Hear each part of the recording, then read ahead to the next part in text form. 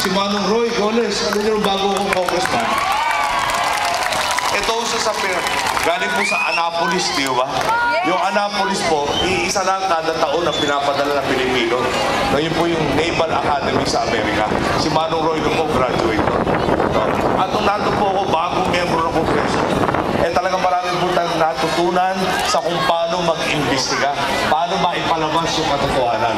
Marami po na ituro sa atin at talagang swerte ko po, karangalan ko po, nakasama ko ng muli si Manong Roy Goles. Ito po, pagpalagay ko, kung nakaduda-duda, babalik po sa Kongreso. At sigurado rin pong hindi po botong speaker kay Ginang Arroyo. Thank you po. Sige po. Baka kasama, may tatanong lang kung pwede. Medyo maaga pa naman yung gabi, isang oras na pala. Anong kulay ho ng araw pag sumisip?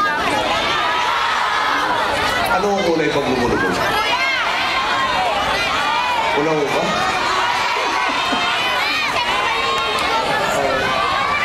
Orange? Pwede na nang galing yan. Baka sabihin na naman, ano ba sinabi niya? Alam mo nyo nun, yung kalaban natin, sabi niya nakasubok daw pa kayo lumakoy sa dagat at masura. Kung namin ko po, yung hindi ko talaga malaman bakit naman magyayang swimming sa dagat ng masura. Hindi ko ulit siya. Aminin ko na po, dito na naman po ako, ako yung nakapag-aral, nakamay diploma. Hindi ko talaga maintindihan bakit tayo magsiswimming sa dagat ng masura. Pero ako po, sigurado ako, dito po hindi pa siya nakasubok, lumangoy sa dagat ng mga tao na mamahal sa dagat. Kaya naman ako, pag naiintitaw sa Paranaque, nagmamadali ako po, Quezon City, nakatira sa Metro Manila. Right?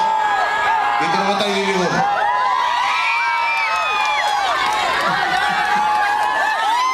Baka ako tayo maging weather vane. Pwede ba 2 minutes sa inyo? 5 minutes dito, 2 minutes doon. Ronald, tumabi ka nga muna dyan. Thank you sa'yo. Ay, mga kasama, marami pa magsasalita ako dito.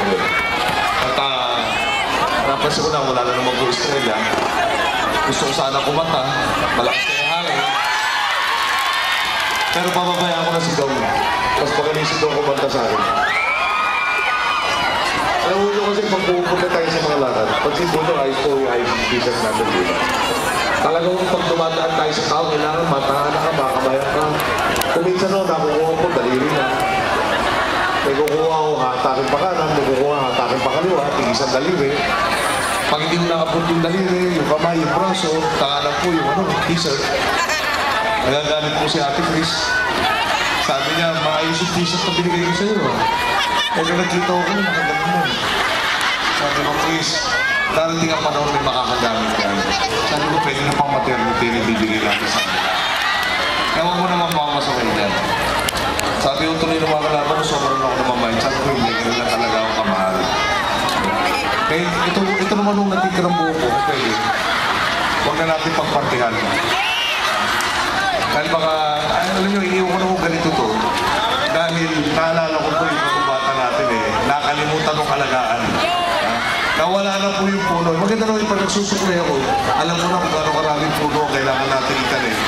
At maibalik natin yung kaantas ng kalikasan po natin. Para wala na po yung mga tipo ng undoy. Alam mo nyo, no? Yung kalikasan sa kandidato natin, si Nery Acosta, nag-coin na ecological statement po ng partido at ng plataforma. Ano po sinasabi? No forest, no watershed. No watershed, no water. No water, no food. No food, no people. Tingnan po nyo, ilang po pa nang lumipas. Undoy Pepe. Ngayon po, El Niño. Hindi sobra. Kulang. At talagang may epekto po sa kuryente, sa pagay. Pero wala ko rin po yung pag-usapan ng konti. At gusto ko lang malaman nyo, tapos ang 9.5 taon na Ginang Arroyo, hanggang ngayon, hindi pa pala minamarkahan kung ano yung forest. Di ba, sasabihin mo, alagaan yan. Eh, hindi pa niya sinabi mo ano yung yan. Ano mo, alagaan? Tapos, puntahan ko na lang sa sentrong issue. Marami pong issue tayo sasabihin. Pero isa pong pinaka-importante sa akin ang edukasyon.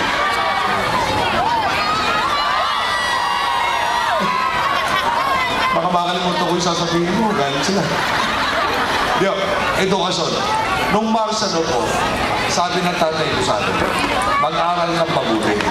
Pag natuto